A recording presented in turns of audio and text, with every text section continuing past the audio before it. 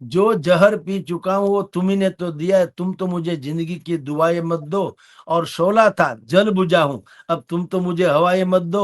એમ સરકાર આપણને કહી શકે જો જહર અમે જે કાંઈ છીએ તમારે કારણે છીએ ને, મત તો આપણે આપ્યા ત્યારે ત્યાં ગયા છે ને, તો તમને મત આપતી વખતે ખબર ન પડતી હોય તો ભોગવો। હવે એમાં બીજો ક્યાં પ્રશ્ન જ છે?